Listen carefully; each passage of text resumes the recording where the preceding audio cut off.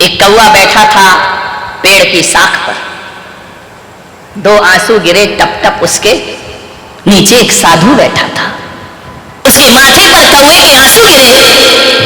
उसने ऊपर देखा, उसने कहा, हे कागराज, क्या समस्या है तुमको, क्यों रो रहे हो? कौवे ने कहा कि संत जी आप बहुत पहुंचे हुए हैं। संत ने कहा, हर संत पहुंचा हुआ है, भटका हुआ तो संसारी हुआ करता है, हम तो पहुंचे हुए हैं। एक आदमी ने पूछा, एक संत ने पूछा, क्यों भैया? एक संत से किसी ने पूछा कि संत जी कैसी चल रही है? अरे बोले बड़ी मजे की चल रही है। बोले संत जी कैसी कट रही है? बोले बड़े मजे से कट रही है। जैसा राम चलाते हैं वैसा मैं चल जाता हूँ, मेरी जिंदगी कटती, मैं तो राम के भरोसे जी रहा हूँ। जैसा राम कहते हैं वैसी हमारी जिंदगी कट जाती। संत ने उससे पूछा, ओ भैया तेरी कैसी चल रही है? बोले हम क्या बताएं संत जी। बोले क्यों? बोले आप तो जैसा राम कहते हैं वैसी जिंदगी चलती है, हमारे यहाँ तो जैसा सीता कहती है वैसी जिंदगी चलती है। करे क्या हम? ध्यान। कौवे ने संत से कहा कि संत जी आप मेरे दुख दूर कर सकते हो? संत ने कहा, कौवे तुझे किस बात का दुख है? बोले दुख इस बात का है कि तो मेरा काला शरीर, कोई मुझे पसंद नहीं करता। जिस घर में काव काव काव काव करो, सुबह वाले वहीं से कंकड़ पड़ता है, वहीं से भगा दिया जाता है, कौवा आया भागो। मेरी इज्जत केवल 10 दिन होती है श्राद्ध पक्ष में, दुनिया भर का खिलाते, ले भैया कौवा महाराज खाओ, ये खाओ वो खाओ। हिंदुओं में होती है ना श्राद्ध होती है, उसमें कौवे को कागौर डाली जाती है। 10 दिन के बाद मुझे कोई पूछता नहीं है, मेरे कोई नहीं देखता है। गंदगी में बैठता हूँ, कचरे में बैठता हूँ, जमीन में पड़ा खा लेता हूँ। हे संत जी ऐसा करो, मेरा ये काला रंग हटा दो। अरे तो संत ने कहा, क्या बनना चाहता है तू? उदाहरण दे। तो बोले मुझे हंस बना दो। संत ने कहा, हंस बनना है? बोले हाँ। बोले काम कर, तू चल मेरे साथ, हंस से मिलके आते हैं। बोले ठीक है चलो। कौवा चल गया, संत जी के साथ उड़ते हुए चला गया। जैसे पहुंचा, हंस बैठा हुआ था सरोवर में, जाकर के कहा, और हंस भाई क्या हाल है तुम्हारे? हंस ने कहा, ठीक हूं। कौवे ने कहा, हंस जी तुम्हारी तो बड़ी मस्ती होगी, बड़ा आनंद होगा। बोले क्यों? कितने आराम से तालाब में पैडल मारते हो, तैरते रहते हो, आराम से जीते, कितने घोड़े देखते हो, कितने सुंदर हो तुम, कितना तुम्हारा मस्ती का जीवन होगा, जो देखो तुमसे आकर्षित हो जाया करता है। हंस ने कहा, कौन बोला रे कि मैं सुंदर हूं? बोले क्या मतलब? बोले किसने बोला कि मैं सुखी हूं? अरे हंस से पूछा, हंस ने कहा, मैं कहां सुखी हूं? कौन बोलता है कि मैं सुंदर हूं? संत ने कौवे की तरफ देखा, देख पागल, तू कह रहा था ना मैं काला हूं, ये गोरा भी रो रहा है, ये कह रहा कि मैं सुंदर नहीं हूं। अरे बोले तेरे जैसा सुंदर कौन होगा? तेरी उपाधि तो संतों को दी जाती है, ये राजहंस हुआ करते हैं, ये परमहंस हुआ करते हैं। बोले कौन बोला? बोले मैं कौवा बोला। बोले पागल, कभी तोता देखा है तुमने? बोले क्यों? कितना सुंदर होता है, हरे हरे पंख होते हैं, लाल लाल चोंच होती है, कितना मीठा बोलता है। मैं गोरा हुआ तो क्या हुआ, आदमी जैसा थोड़ी बोल सकता हूं, तोता तो आदमी जैसा बोलता है। तो कौवे ने कहा, एक काम करो संत जी। बोले क्या? बोले मुझे तोता बना दो, एक कौवा ले आओ मुझे। हंस ने कहा, तोता बहुत सुखी है। संत ने कहा, एक काम करो, दोनों मेरे साथ तोते के पास चलो, मेरे साथ। दोनों चले, कौवा उड़ रहा, हंस अपनी चाल में चल रहा है। एक पेड़ पर तोता बैठा, और मियां मिट्ठू, अरे बड़ा खुश हो गया तोता, क्या बात है, कौवा भी बुला रहा, हंस भी बुला रहा, संत भी आए, और मियां मिट्ठू क्या चल रहा है? उसने तो टे टे टे टे करके जवाब दे दिया। बोले आराम है। अरे बोले देखो क्या जिंदगी है मिट्ठू तुम्हारी, लोग पिंजरे में भी रख लें तो अपने हाथ से नहलाते हैं, धुलाते हैं, तुम्हें बादाम खिलाते, किशमिश खिलाते हैं, दूध रोटी खिलाते हैं, बड़े प्यार से बोलते हैं मिट्ठू मिट्ठू मिट्ठू, कितना मीठा बोलते हो तुम आदमी की आवाज बोल देते हो। तुम्हारे जैसा पुण्यात्मा, तुम्हारे जैसा सुखी इस संसार में कोई दूसरा नहीं हो सकता है। मिट्ठू ने कहा, कौन बोला रे कि मैं सुखी हूं? अरे कौवे ने कहा यहाँ भी कोई लफड़ा है क्या? बोले कोई मुझे रंग मिला है, हरा रंग। बोले क्या मतलब? अरे बोले कोई रंग है क्या? किसी पेड़ पे बैठ जाओ तो पत्ती जैसा दिखता हूँ, अलग ही नहीं दिखता हूँ। मैं तो पेड़ की हरियाली में छुप जाता हूँ। लोग आंख गड़ा गड़ा के देखते हैं तब मुझे पहचान पाते। मेरी क्या जिंदगी है, ये कोई रंग मिला मुझे, ये कोई सुंदरता है क्या? कौवे ने कहा कि मिट्ठू राम तुम तो बहुत सुंदर दिखते हो, हरे हो, काली काली कंठी लगी हुई है गले में, सुंदर सी ये चोंच देखो। लोग कहते तोते जैसी नाक होना चाहिए। अरे बोले पागल है, ये तोते जैसी नाक होना चाहिए। बोले क्यों? बोले मैं कोई सुंदर नहीं हूँ, संत जी मुझे सुंदर बना सकते हो? कौवे ने कहा तेरा नंबर कहाँ से आ गया? अभी तो मेरी बात चल रही है, तू बीच में कहाँ से आ गया? संत ने कहा कि तुम इतने सुंदर तो दिखते हो, जब चलते हो तो बड़े ठुमक ठुमक चला करते हो। तोते ने कहा ये सब बकवास है, इससे कोई सुख नहीं मिला करता है। बोले क्यों?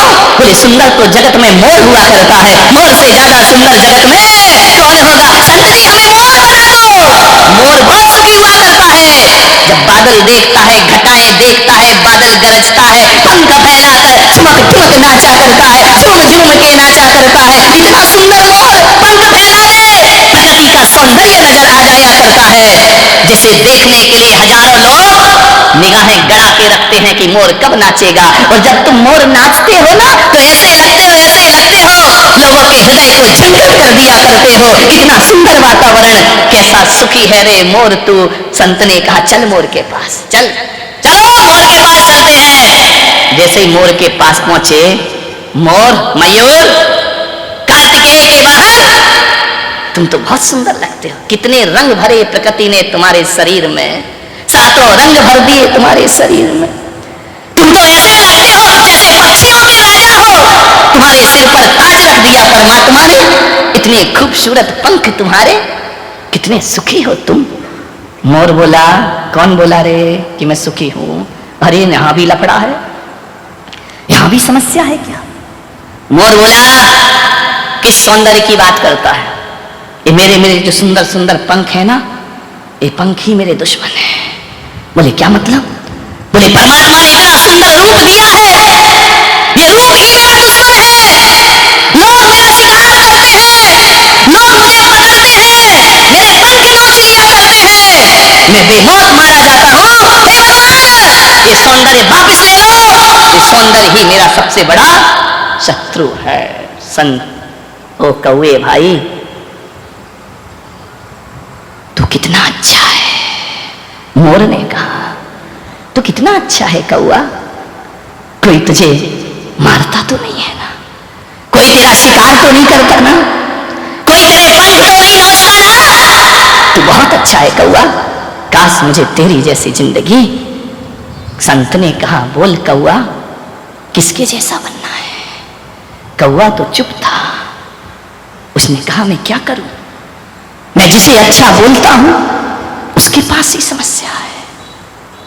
मान्यवर मोर ने कहा जा कौवे तू जैसा है वैसा ही रहे, और जो जैसा है वैसा स्वीकार कर लेता है, धरती उसके लिए स्वर्ग हो जाया करती है, आनंद हो जाया करती है, जीवन उसके लिए आनंद हो जाता है, जीवन परमानंद हो जाता है। इससे बड़ा सुख क्या होगा संसार में? भगवान ने तुमको बहुत अच्छा बनाया है, तुमसे जैसा सुंदर, तुम्हारे जैसा अच्छा व्यवहार, तुम्हारे जैसा अच्छा स्वभाव किसी का नहीं हो सकता है।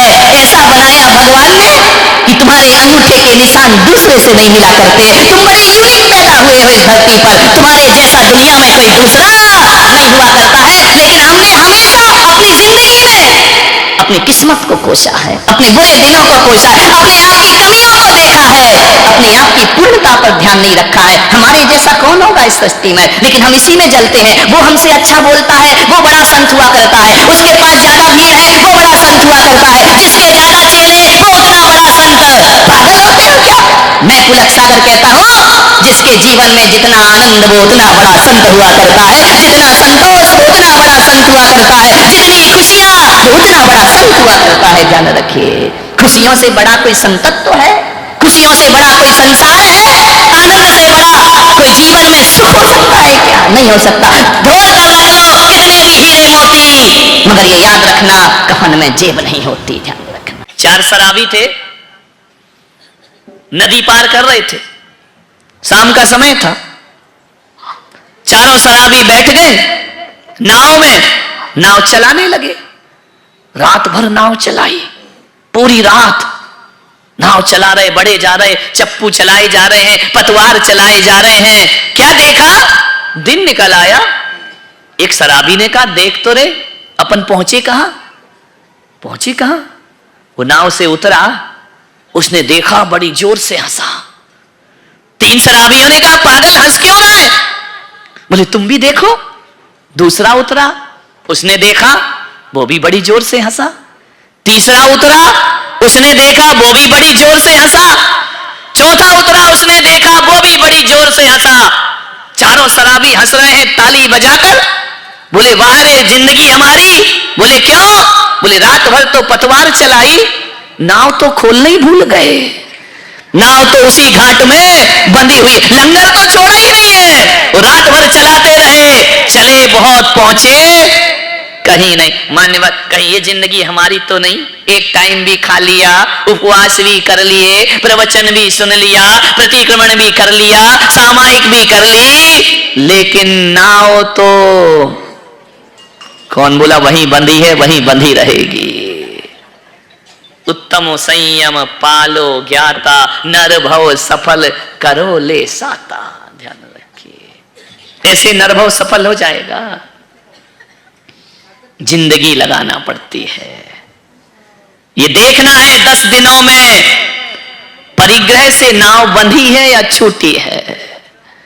ये देखना है 10 दिनों में हमारी स्वभाव की नाव बंधी है या छूटी है, परिवर्तित हुई है। पापों से नाव वैसी की वैसी बंधी है या छूट गई है। देखना है, अपने आप का आकलन करना है। मेरे जीवन में कितना परिवर्तन आया इस बार के इस पर्युषण पर्व में। ध्यान रखिए, मनोरंजन के लिए नहीं है कि ताली बजाई, नाचे गाए और चले गए, कुछ नहीं मिलेगा। ध्यान रखना, जीवन को बदलने का प्रयास करिए। संयम का दिन है, नियम से बंधना है, जीवन को संयमित बनाना है। नियम से बंधने में बड़ा कष्ट होता है। लगता है कि महाराज हम चाहते तो मुक्ति है और आप भी बांध रहे हो, रात में मत खाओ, आलू नहीं खाओ, प्याज नहीं खाओ, बाजार का नहीं खाओ, दिन में रात में पानी मत पियो। आप बंधन में क्यों बांधते हैं? एक बच्चा मेरे पास आया, बोले महाराज आप क्या चाहते हैं? मैंने कहा मोक्ष।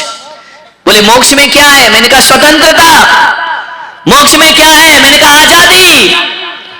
तो बोले महाराज ये बताओ, चाहते तो आजादी हो, फिर ये बंधन क्यों स्वीकार करते हो?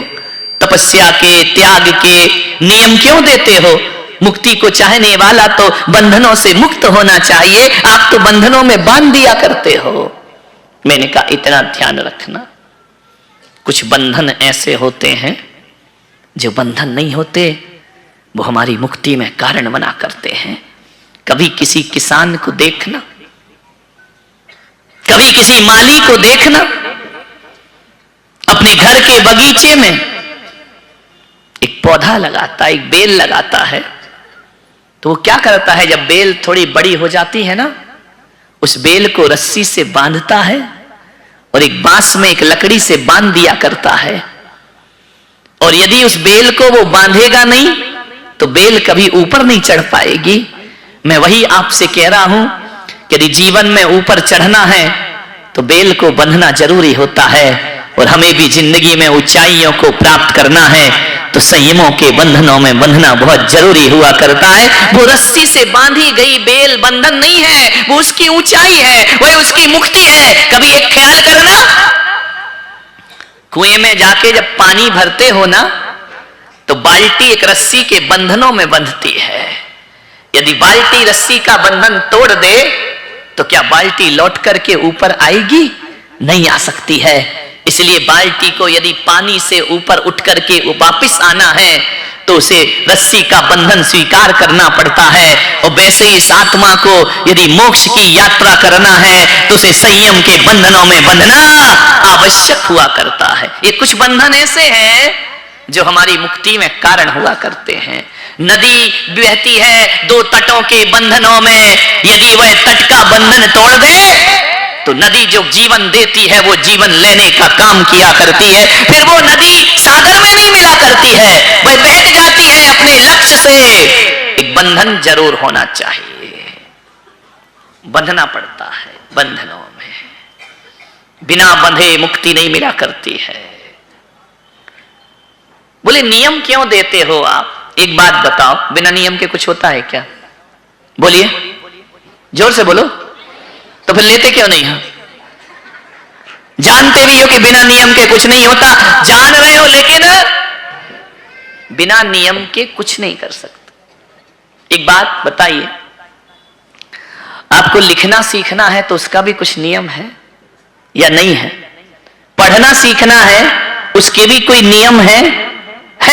खेलना सीखना है, खेलने के भी नियम हुआ करते हैं। भोजन बनाना सीखना है तो भोजन बनाने का भी कोई नियम हुआ करता है। बिना नियम के तो आदमी भोजन भी नहीं बना सकता है। आप विचार करिए, एक मकान बनाना है तो उसके भी कुछ नियम हुआ करते हैं। एक फर्नीचर लगाना है तो उसके भी कुछ नियम हुआ करते हैं। रुपया पैसा कमाना है उसके भी कुछ नियम हुआ करते हैं। अरे दुकान समय पे खोलना और समय पे बंद करना, ये भी दुकान का एक नियम हुआ करता है। व्यापार में कितना मार्जिन लेना, ये भी उसका नियम। बिना नियम के तो दुकान नहीं चलती मेरे भाई। यदि आप दुकान खोलने का समय है और दुकान बंद करने का समय है, वो समय पर नहीं खोलोगे, समय पर बंद नहीं करोगे तो दुकान को चौपट होने में ज्यादा देर नहीं लगा। हर चीज का नियम। कौन सा नहीं? एक चाय बनाओ ना, 5 रुपए की 10 रुपए की, उसका भी कुछ नियम होता है। कितनी चीनी डालना, कितनी चाय पत्ती डालना, कितना दूध डालना, कितनी देर उबालना, ये सब नियम है, ध्यान रखना। बिना नियम की जिंदगी कैसे चलेगी? जब सांसारिक कामों में नियम की जरूरत पड़ती है तो मोक्ष पाने के लिए तो संयम और नियम की आवश्यकता बहुत पड़ा करती है। बिना नियम के कुछ। एक आदमी बोले, महाराज जिसको करना है करे, जबरदस्ती क्यों कराते हो?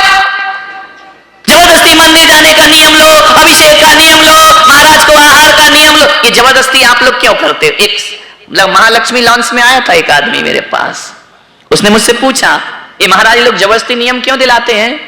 मैंने इतना ही कहा कि बेटा जब तू बहुत छोटा था ना तो तू स्कूल जाना नहीं चाहता था, माँ बाप ने जबरदस्ती स्कूल भेजा था या नहीं भेजा था?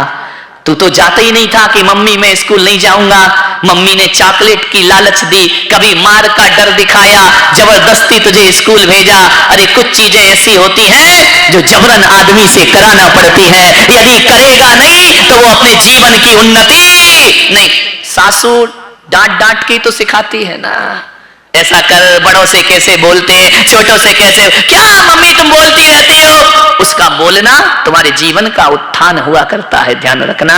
यदि माँ रोकती है तो उसमें तुम्हारा उत्थान हुआ करता है। आज एक माँ बाप अपने बच्चे से पूछते हैं, एक लड़की यदि 9 बजे रात को घर लौटती है तो क्या माँ बाप उससे इतना भी नहीं पूछ सकते कि तू लेट क्यों लौट रही है? माँ बाप इतना भी नहीं पूछ सकते कि तू दिन भर कहाँ रहती है? मेरी माँ रोक टोक करती है, रोक टोक नहीं करती है। यदि माँ बाप रोक टोक नहीं करेंगे तो आदर्श और इंसानियत की जिंदगी तुम्हारे हाथ में नहीं है। इनका बोलना, रोकना, टोकना तुम्हारे जीवन का उद्धार हुआ करता है, ध्यान रख। हमारे गुरु हैं, वो हमें भी तो दंड देते हैं ना। हम मुनियों से गलती हो जाए, गुरु प्रायश्चित दिया करते हैं, गुरु दंड दिया करते हैं। हम मुनि हैं, कोई नियम तोड़ेंगे तो आचार्य हम पर अंकुश रखा करते हैं, ध्यान रखिए। यदि हम उनके अंकुश को स्वीकार ना करें, उनकी डांट को स्वीकार ना करें, उनके प्रायश्चित को स्वीकार ना करें तो ध्यान रखना, आप मुनि तो बन सकते हैं लेकिन भगवान बनने में आपको भी बहुत ज्यादा वक्त लगे। भगवान नहीं बन सकते हैं, ध्यान रखिए। आदमी सोचता है हम पे कोई बंधन नहीं होना चाहिए, हम पे कोई नियम नहीं होना चाहिए, हम पे कोई कानून नहीं लगना चाहिए। कानून नहीं होंगे, नियम नहीं होंगे तो जीवन का लक्ष्य कैसे प्राप्त होगा?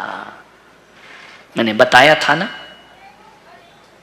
कि एक लड़की ने मुझसे कहा कि महाराज मेरी मां मुझ पे बहुत अंकुश लगाती है, भैया पे नहीं लगाती। वो 10 बजे भी आए तो कुछ नहीं बोलती है, वो कैसे भी कपड़े पहने कुछ नहीं बोलती। मैं कपड़े पहनूं तो फिर टोक लगती है, ऐसे क्यों पहनती है, कहां जाती है, किससे मिलने जा रही है। मैं सहेली के घर भी जाऊं तो मुझ पे बहुत निगरानी रखी जाती है। और भैया यदि कहीं भी घूमता रहे उसको कोई कुछ नहीं बोलता है। मेरे माँ बाप अच्छे नहीं हैं महाराज। मैंने बताया था कि तेरे माँ बाप बहुत अच्छे हैं, ध्यान रखना। बोले कैसे अच्छे हैं? मैंने कहा ध्यान रख, लड़की और लड़का। बोले इतना भेदभाव क्यों होता है हमारे परिवार में? मैं कुछ भी करूं तो मुझ पर पाबंदियां लगती हैं, मुझ पर रूल्स बनाए जाते हैं, भैया पे कोई रूल्स नहीं बनता है। मैंने इतने ही कहा था कि बाजार जब जाते हो तो कुछ लोग सब्जी भाजी लेकर आते हैं, कुछ लोग हीरा मोती लेकर आते हैं। एक बात बताओ, जब हीरा मोती लेकर बाजार से आते हो तो हीरे मोती को कहाँ रखते हो? तो बोले तिजोरी में रखते हैं। तिजोरी के अंदर भी लॉकर होता है, लॉकर के अंदर भी एक डिब्बी हुआ करती है, उस डिब्बी में रख के लाल कपड़े से बांध दिया जाता है। और इनका सब्जी भाजी कहाँ रखते हो? बोले वो तो बाहर पड़ी रहती है, टेबलों में रखी रहती है, अलमारी में रखी रहती है, एक टोकरी में रखी रहती है। मैंने कहा एक बात याद रख बेटा, जो हीरा होता है उसकी सुरक्षा की जाती है, जो सब्जी भाजी होते हैं कहीं भी पड़े रहते हैं। बेटी समाज का हीरा होती है, इसलिए माँ बाप उसे संभाल करके रखा करते हैं। और लड़के कौन बोला सब्जी भाजी होते हैं? ध्यान रखिए।